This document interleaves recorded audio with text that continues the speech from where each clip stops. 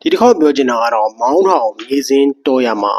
ကိုတွေ့တရားအားထုတ်ခဲ့တဲ့အမျိုးသမီးတူကသူမရဲ့အတွေ့အကြုံတစ်ခုကိုပြောပြတာဗျဒီအတွေ့အကြုံက14နှစ်လောက်ရှိပါပြီသူမပြောပြတာကကျမတဲ့2012ခုနှစ် AB လ29ရက်နေ့မှာဘော်ဒီအင်းကြီးရိတ်တာကိုတရားစခန်းဝင်ဖို့ရောက်ခဲ့တဲ့ရိတ်တာတွင်ဝင်လိုက်တာနဲ့ရိတ်အာဝါဒကောင်းပတ်ဝန်းကျင်တိတ်ဆိတ်ငြိမ်သက်မှုကြောင့်တရားမထိုင်မီကတည်းကအေးချမ်းမှုခံစားရပါတယ်။နေရာထိုင်ခင်းကလည်းယောဂီတူကိုအဆောင်တစ်ခုနေထိုင်ခွင့်ရပြီးစိတ်တိုင်းကြတရားအားထုတ်ခွင့်ရပါတယ်တဲ့။ရိတ်တာမှာဘာစည်းကမ်းမှတင်းတင်းကြပ်ကြပ်သတ်မှတ်ထားခြင်းမရှိတဲ့ယောဂီတူနဲ့တူစကားမပြောဖို့နောက်ပြီးတော့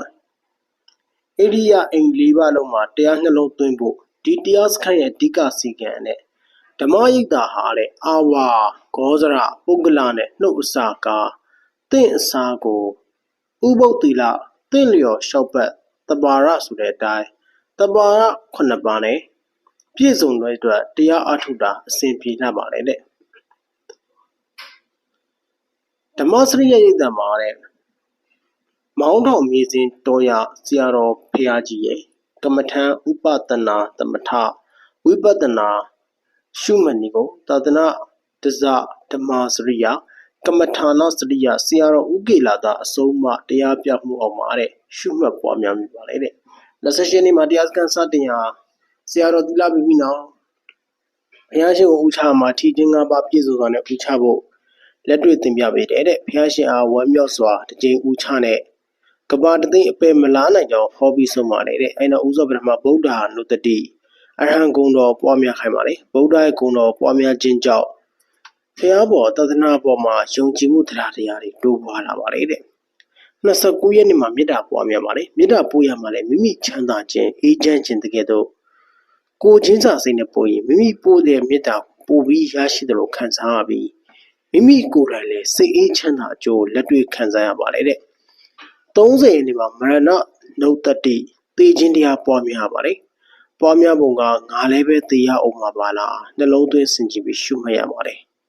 ဒီလိုရှုမှတ်နေရင်မိမိမေ့နေတဲ့အဝေးကြီးလိုသေးတယ်ထင်ရတဲ့မြဲသောသေချာသောသေခြင်းတရားမိမိရဲ့လက်တကမ်းမှာရှိနေတာကိုသတိထားမိလာပါတယ်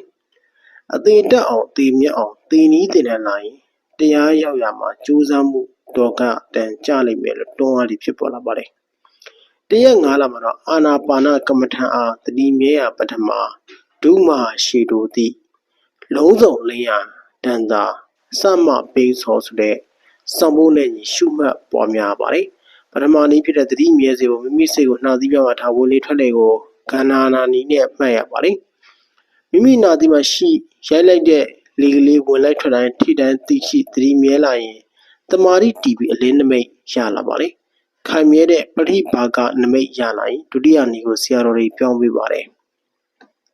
ဒုတိယနည်းမှာအရေးကြီးဆုံးကယုံကြည်ချက်ပါမိမိရထားတဲ့အလင်းနမိတ်ကိုသုံးပြီးဖျားများဖို့ရပါတယ်စိတ်ရောက်ရင်နမိတ်ရောက်ပါတယ်မိမိမှာနမိတ်လည်းရှိတန်တရားတွေစိုးရိမ်စိတ်တွေမထားပဲယုံကြည်ချက်ရှိရင်ယောဂီတိုင်းဖျားဖို့ရပါတယ်ဖျားဖို့မှာရိတ်တာအတွင်းမှာရှိတဲ့ငမွေးစီဒီမှာအစမြန်မာပြည်အနှံ့မှာဖျားတွေကိုမိမိခန်းတွင်းမှာစိတ်ကလေးညှို့ရုံနဲ့လူကိုယ်တိုင်ရောက်ရှိဖူးမြာပါတယ်တဲ့လူတို့ရဲ့တာမန်မျက်စိနဲ့ဖူးဖို့မလွယ်တဲ့အရာတွေကိုဓမ္မစက္ခုနဲ့ဖူးမြင်ရပါတယ်မိမိရဲ့ဖျားဖို့တွေ့ကြုံကိုတင်ပြလိုပါတယ်တဲ့ကြတိယဘုရားမှာဌာပနာဖြစ်တဲ့ဘုရားရှင်စံတော်ဘူးကိုစိတ်ညစ်တော့မိမိအားကြောက်တုံးကြီးတဲ့ဆွဲခေါ်တော်သလိုခံစားရပြီးကြောက်တုံးကြီးလက်တီးတဲ့စံတော်ကိုကြီးညိုပွဲဖူးရတယ်အင်းလေးဖောင်တော်ဘုရားတွေကိုလည်းအခုလက်ရှိရုပ်ပွားတော်နေပြီအရင်ရွှေချခါစားမျက်နှာတော်ပါဖူးရတယ်တဲ့ဖျားဖူးပြီးတော့အများပြောရမှာနမင်းတစ်ပါးပေါ်လာပြီးတာရုခေါ်ပြီးချင်းသူ့ရဲ့ကိုယ်ရောကိုယ်ပို့ပြီးထွန်းလဲတောက်ပါသွားတယ်မိမိတရားအလုပ်ကျင့်ကြံပွားများတဲ့ကုသိုလ်ကောင်းမှုဟာမိမိကိုယ်တိုင်သမကတပါးသူကလက်တွေ့ချမ်းသာရကြောင်းမိမိကိုယ်တွေ့ရတယ်တဲ့ပကံမှာရှိလောင်စစ်သူမယားဖူးမြော်မှာလဲတလုံးညောင်စုံပေါ်မှာညာဘက်ကိုစောင်းပြီးလျောင်းနေတဲ့အရှင်မြတ်ကိုလည်းအနီးကပ်ဖူးမြော်ရတယ်တဲ့အိန္ဒိယမှာရှိတဲ့မြတ်စွာဘုရားရဲ့ဖွားပွင့်ဟောဆရာနေရာဌာနတွေဖူးမြော်မှာလဲခုလက်ရှိဗုဒ္ဓဂါရပြင်ဖျားလက်ထက်တော်တိုင်းဖူးရတယ်တဲ့ဖျားလက်ထက်မိမိဘယ်ဘဝရောက်နေပါလဲတရားထိုင်ရင်လည်းစိတ်ညှို့ပြီးတော့အိမ်တော်ဦးစီးသဇင်းရဲ့ယောက်ျားတဲ့မြတ်စွာဘုရားတရားဟောစဉ်အနောက်နားတနေရာမှာတရားနာပြီးတရားတော်ကိုစိတ်ဝင်စားတဲ့လူတိုင်းပါဇက်များစွာပြောပြီးလေးစားကြည်ညိုတဲ့ကြောင်းနဲ့ ဘာများထူးခြားတယ်လဲသိချင်စိတ်နဲ့သာလာရောက်ထိုင်နေခြင်းနဲ့အိမ်မရောက်တော့နေထူထူလည်းဘာမှမရှိတဲ့ဖះလက်ထက်မိမိမှာဘယ်ဘဝရောက်နေပါလဲအဲ့ဒီမှာပဲတရားမလုပ်ခဲ့ဖြစ်ဘူးပေါ့လေမြတ်စွာဘုရားနဲ့တွေ့ဆုံပါလေလူယောက်ျားဖြစ်ပါလေအခုချိန်တန်တရားရှိနေရယူကျုံမြတ်ဖြစ်မိပါတယ်မိတ်ဆွေကောင်းမရှိခဲ့တာရှင်းတော်မူတယ်18ရက်နေ့မှာသီလင်္ကာမှာရှိတဲ့မဟာစေတီထူပါအောင်စေတီနဲ့ဌာပနာထားတဲ့တက်တော်ညွှန်ရိုးတော်နဲ့ဆွဲတော်တွေကိုဖူးမြင်ရတယ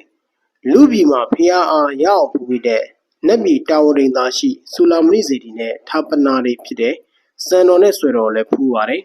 ပင်လယ်ကမ်းစပ်နဲ့ဘနုကမလာမြကြောက်ပြတော်လည်းဖူးပါတယ်25လမှာသူတို့မှာဇီယသွားဇီယမှာအလွန်ကြီးမားကျေပြန့်တယ်တရားဟောပလင်မှာအင်ကြီးပြောဝထားတဲ့ပြမကြီးတို့ကတရားဟောပြီးနှစ်သားနှစ်သမီးတွေတရားနာရတယ်ရှေ့ဆုံးကနှစ်သားတွေကကိုရောင်ကိုဝါအတောက်ပါဆုံးနောက်သူဖြည်းဖြည်းရောက်မှိန်သွားတယ်နောက်နေ့တရားလျှောက်တဲ့အခါဥပုပ်နေ့မှာသူတို့မှာအေးရမှာနဲ့သားတွေတရားဟောပြောရရှိပြီးမိမိဟာတရားပွဲကျင်းပနေတော့ရောက်သွားခြင်းဖြစ်ကြောင်းသိရလို့ဝမ်းသာပီတိဖြစ်မိတယ်တဲ့ပြမဘုံမှာရှိတဲ့ဒုက္ခအစီတီနဲ့အတွင်းထမနာဖြစ်တဲ့ဝင်လဲတော်ကိုလည်းဖူးမြင်ရတယ်တဲ့တတိယနေမှာတဲ့လင်းနမိတ်အားခန္ဓာကိုယ်အတွင်းထည့်သွင်းပြီးအထက်အောက်ခံပြီးငကားပြီးပါရှိတဲ့ဗုဒ္ဓဆေတော်တောက်ဖို့ရတယ်တဲ့ငကားမင်းကြီးပြည့်မြတ်လည်းတွေ့ခဲ့ရတယ်ဆွေတော်အောက်ဆွေတော်ဖြစ်တဲ့ငရဲပြည်လည်းသွားရတယ်တဲ့ငရဲသားတို့ကစူးတွေပြည့်တဲ့နေရာပေါ်တက်နေပြီးအပေါ်ရောက်တဲ့နေရာကမြင့်နေဖြစ်လို့ပြန်ခုံအောက်ကြည့်လိုက်တော့ငရဲထင်းကလှမ်းနဲ့ဆောက်သွေးတဲ့ရဲနဲ့ဆက်တက်တာဆင်းရဲလာတယ်တဲ့အဲ့ဒီမှာလည်းသူတစ်ပါးကိုယ်တိုင်ကျင့်ခဲ့သူကြီးနိုင်ငယ်ငယ်ညှင်းလုပ်ခဲ့သူတွေတွေ့ရတယ်တစ်ဖက်တခြားငရဲခန့်သူများစွာတွေ့ရတယ်မိမိအမျှပေးဝေတော့သူတို့ကတာတို့မခွန်နိုင်ဘူးတဲ့ငရဲဒုက္ခကိုမျိုးဝတက်နေတွေ့လို့ကြောက်မိတယ်တဲ့24ရက်နေ့မှာတဲ့ပါထွက်နာထွက်သင်္ကန်းစာနဲ့လှီစားဖြတ်စားသင်္ကန်းစာလောက်ရတယ်တဲ့ဒီသင်္ကန်းစာမှာမိမိတို့ခန္ဓာကိုယ်ထဲမှာရှိတဲ့ယောဂတွေသက်သာပြောကင်းတယ်တဲ့စတုလနီကငြိမ်းစေမှာပါတဲ့အလင်းနမိတ်ကိုမိမိရဲ့ရှေ့တထောင်ပို့နှာသီးဝါနဲ့ပြန်ယူပါတယ်ငြိမ်းစေမယ်ဆိုတဲ့အတိုင်းနမိတ်ကလေးကတဖြည်းဖြည်းငြိမ်းကအေးချမ်းလာပါလေ25ရက်နေ့မှာဝိပဿနာကုပြောင်းခဲ့ပါလေတဲ့ဝိပဿနာရှုတဲ့အခါရင်ဝတဲ့စက်ကရှုမှကလည်းရက်30ခန့်ထူထောင်တဲ့တမာတိကြောင့်ခန္ဓာကိုယ်တွင်းဖြစ်ပျက်တွေမြင်မျောအားထင်နေတွေ့ရတယ်အုံနောက်ရှိသွေးတွေစီးစင်းပုံမိမိစုပ်ကတဖြည်းဖြည်းပိုပြီးကြွကြတာနောက်ဆုံးလုံးဝမရှိတော့ဘူးမိမိခန္ဓာကလေဘူးပေါင်းလို့ဖောင်းလာပြီးလေလျှော့လိုက်သလိုပိန်သွားပုံဒါတွေလည်းတွေ့ရတယ်ခန္ဓာကိုယ်တွင်းမှာရှိတဲ့ကလေးစားတွေကိုလည်းသေချာမြင်ရတယ်တစ်ခုစီပြုတ်ကြကုန်ပြီးချော်ရည်တွေစီးနေတယ်လို့နောက်ဆုံးအမှုလေးတွေဖြစ်တယ်တဲ့ဝေဒနာကိုမှတ်ရမှာလဲခြေထောက်ကျင်လို့ခြေထောက်ကိုစိတ်ရောက်တာနဲ့ခန္ဓာကိုယ်အောက်ပိုင်းဟာအမှုန့်ဖြစ်နေတာတွေ့ရတယ်တဲ့အမှုန့်ဖြစ်သွားတဲ့အထိပိုပြီးကြွကြကုန်တယ်တဲ့မျက်လုံးဆင်းရှုမှတ်ရမှာမျက်လုံးပြုတ်ထွက်ပြူးထွက်ဦးကောင်းကလည်းမိုးကောင်းကြီးဖြစ်ပျက်စီးခြေမျက်စိရှုမှတ်ရမှာလဲ